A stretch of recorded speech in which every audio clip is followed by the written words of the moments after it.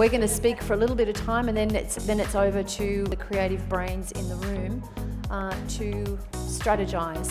Last year we started an idea here called Creativity Equals. It's an opportunity for us to reframe the way that we think about creative industries. Australian creative industries directly employ 506,000 people. The kinds of skills that people will need in the future are skills of creativity. That's really interesting because the notion of industries is changing. So the creative industries work about $90 billion out of the $1.6 trillion GDP. That's about 5.3%.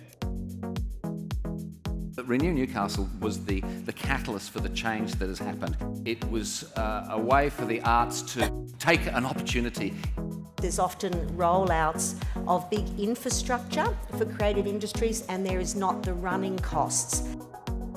I don't personally want to think about an Australia where you've got all of those creative people with nothing to do. So I'm going to give you 5 minutes at your table to quickly identify a problem that you're going to spend the next 30 minutes on solving.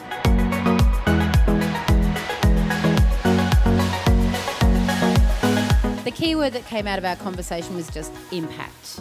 So the problem is that we haven't found a way to communicate the impact of creativity and creative industry on the individual or in a broader sphere.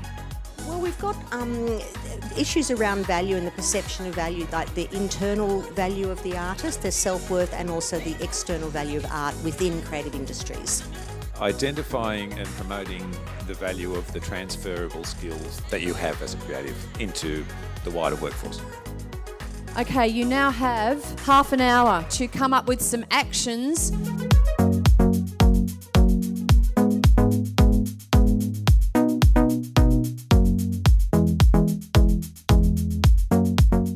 We thought that it would be a good way to, and a really effective way of showing people impact on something is if you take it away, which is obviously the idea of the blackout.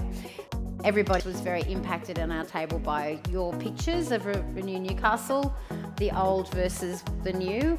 We thought reversing that would actually really shock people. Really, our conversation was about the lack of valuing of art as part of the creative industries. So the really potential and the fundamental thing of art as a component of well-being, and so that's obviously a strategy could flow out of that.